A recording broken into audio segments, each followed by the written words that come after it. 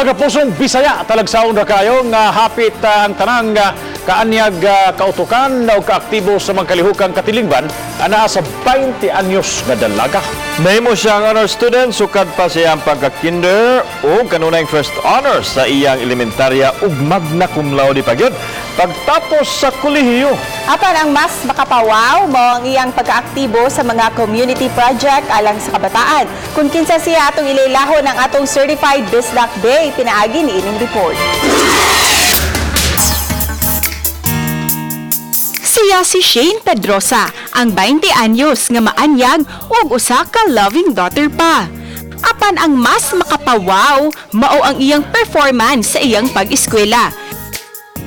Niadtong kinder ug elementary pa si Shane, pirmi siyang first honor sa klase. Ug gani, duha lang kahigayon nga wa siya makasuway nga first honor.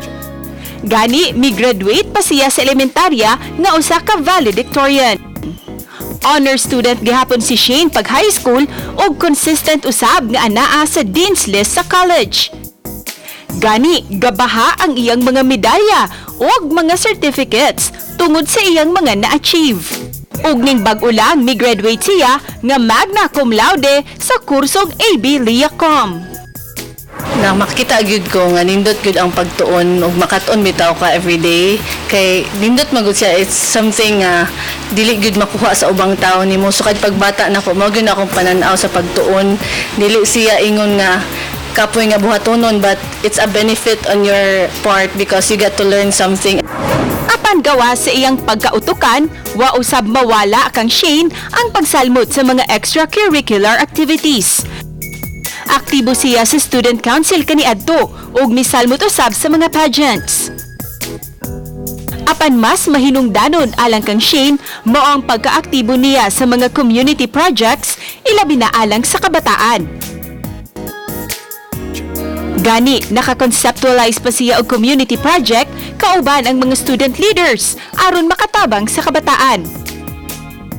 Namag yung mga things nga, if imong buhaton, there will be values and virtues nga ma-mold nimo as a person, and not only as a person but also to others.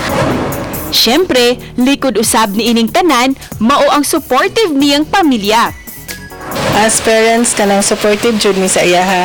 Bisan sa unsa nga kanang sa eskwela, sa mga extracurricular activities niya, kung ma-interest siya og kanang mga miss or unsa diha, mo support jud mi kung unsa iyang gusto.